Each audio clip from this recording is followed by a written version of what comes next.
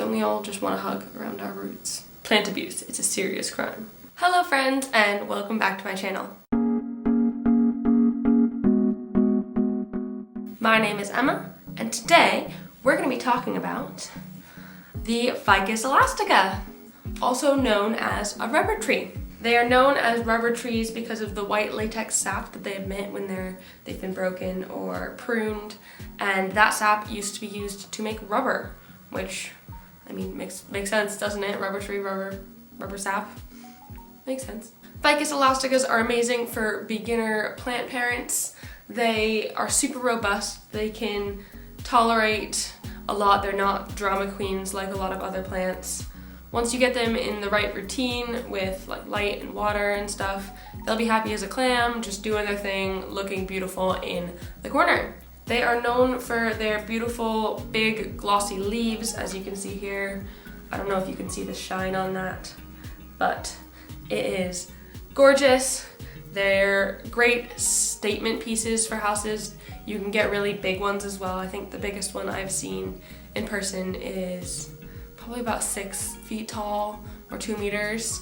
So pretty big. This one here is a wee baby. It's actually my flatmate's one is the same variety I have, except mine is a bit bigger. Mine's about 1 meter or 3 feet tall. And my flatmate kindly let me borrow this because it's much easier to film with. I can hold it in my hands instead of just having it on the floor. So thanks, Robbie, for letting me borrow it. But like I said, it's the same variety of the one I have. It is the Ficus elastica Tanaki. Not exactly sure how to pronounce that last word. I'll put it up on screen. But basically it is the cream variety of the variegation.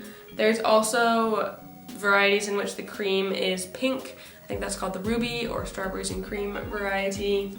And that one's really gorgeous too. It's got lovely pink and green leaves. There's also non-variegated kinds of solid ones, and I think the main one is about this tone of green, the deep green that you see here. Just solid, that color. There's also one called the Black Prince, which is a really deep burgundy, almost black color, which is another variety that I really, really want to get, and hopefully I will soon. So that'll be really great. They look good, all of them are beautiful, and I really want to get more varieties. I just want to say, if you do like this video, please give it a thumbs up. It really does help me, and please leave a comment below on other things that you'd like me to talk about next in terms of plants, and subscribe for more. Also, I do have an Instagram page, if you didn't know already, where I post pictures of these guys and all my other plants at least once a day. If you want to stay updated on my plants and my plant journey and more of that, please give me a follow on there. My handle is @goodgrowing, just like here. So yeah, I would love to see you over there. Send me a message and we can have a chat about plants, and it'll be great. We can become friends. The light keeps changing. I'm really sorry if the light changes throughout this video. It's because I live in England and I use natural light to film these, and therefore clouds go over the sun constantly. So I'm really sorry if it's making the light in this video change a lot. It annoys me as much as it annoys you, so sorry. Cool, so let's get it started. When it comes to watering, rubber trees really like a good balance in their watering schedule. They don't like to be too wet or too dry. So in summer and spring, it's best to water them every week or two, depending on how big your plant is. This one's quite small, so it'll need water more often than the big one I have in my living room, because that one has such a big pot, it holds a lot more water, and I need to water it less often. So this one would probably need water about once a week, whereas my big one, I probably water every 2 or 3 weeks, depending on when it's dry. I just stick my water meter in to see when it needs a good water and make that decision there. In the autumn and winter, you want to reduce your watering down a lot because they don't need it as much. So maybe every 3 or 4 weeks, even more if they're staying consistently pretty wet, because they don't need it as often. When you do water them, you do want to make sure that you're watering with room temperature water as to not shock the roots, which is pretty standard among houseplants. You don't want the water to be too cold. If in the winter or fall it seems like leaves are starting to droop but not fall off, it might mean that your plant needs a little bit more water, so just give it a little extra boost of water and hopefully it will spring back up to life again and you will be all set to go. My hand's getting tired. This is a heavy pot. This cement thing, it's heavy. My arms are weak. I'm not strong enough for this life.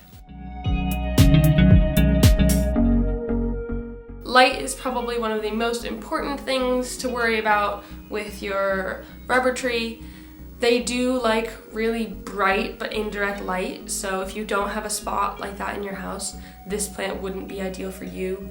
They can tolerate medium light, but they much prefer it to be bright and indirect. Really don't give them any sun though. Direct sun will burn the leaves and create ugly brown spots on your plants and eventually it could kill them. So it's best not to let them have any direct sun, especially the variegated kinds. Contrary to most other plants that are variegated, they need less light than their solid cousins, but that doesn't mean you should put them in a dark corner. They still need bright, very bright, indirect light. So the one I have in the living room in my flat is about 2.5 meters or 8 feet or so away from a southwest window. It doesn't really get any direct sunlight, especially because I live in London and the sun has decided to disappear for all eternity, and so it's really not that big of an issue. It maybe very occasionally gets a tiny bit of direct sunlight, but that might only last for like 20 minutes and it's never that hot, so it's fine. This one, on the other hand, is in a room that gets really bright indirect light all day, so it's perfectly happy where it is there.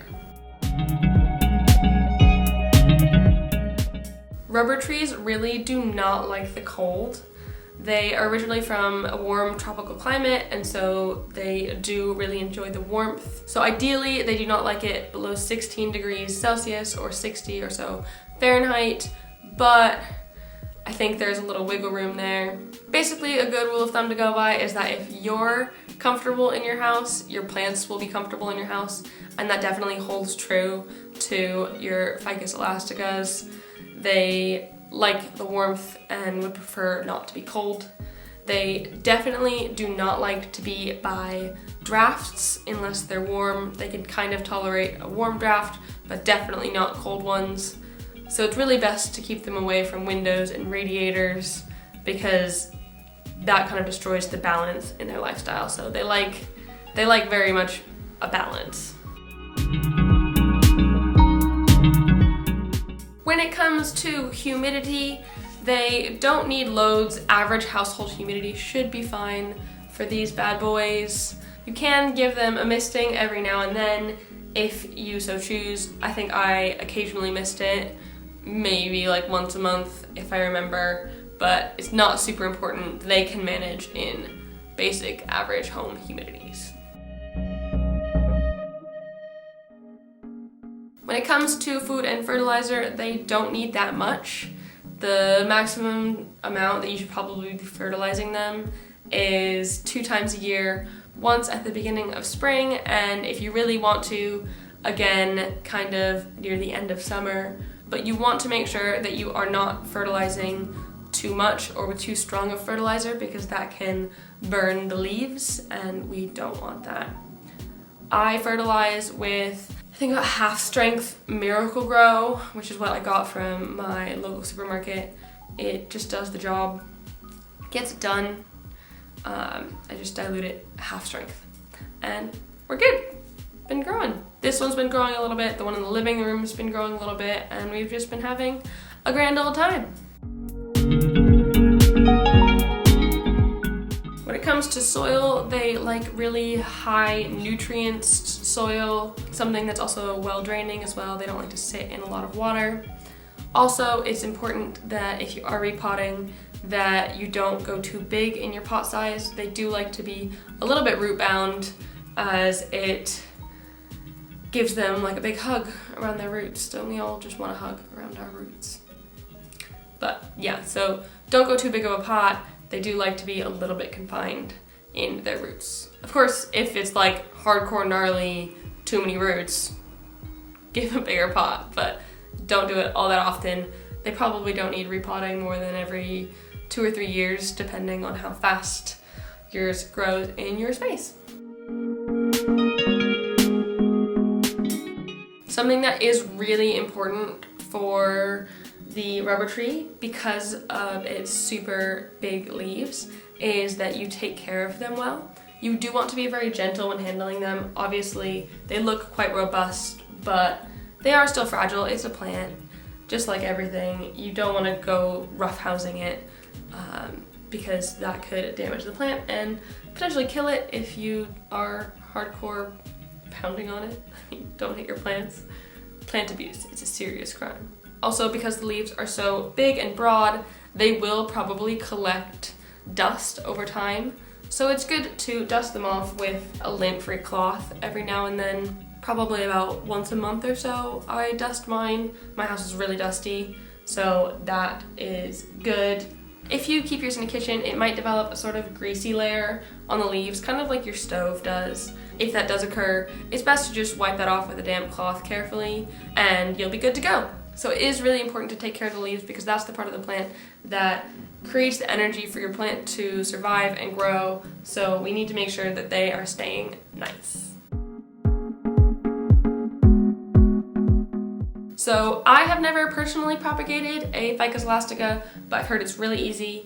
All you have to do is cut a branch off of a healthy plant and you can stick that into soil or water and eventually it will root and you'll have a new plant. I've also heard you can do a method called air layering, but I've never air layered before. So if you do want to try that out, Google it, because I don't know how, but apparently it's possible. So if you know how to do that already, you could try. Ficus elasticas are a little bit toxic.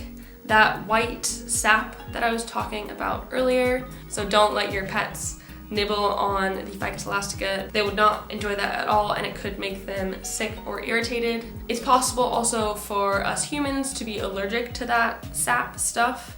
So just be careful. I hope it doesn't cause you a big issue, but it has some people in the past.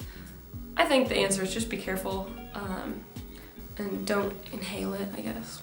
So that's it. That's all you need to know in order to take care of your very own rubber tree.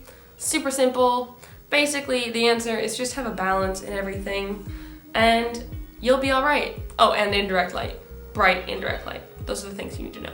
Balance and bright indirect light. That's how you make your rubber tree happy as a clam. I really hoped that you found this video helpful and that you liked it. If you did, please give it a thumbs up down below and comment on other stuff you'd like me to talk about in the future and subscribe for more videos. Thank you so much and I'll see you next time. Bye!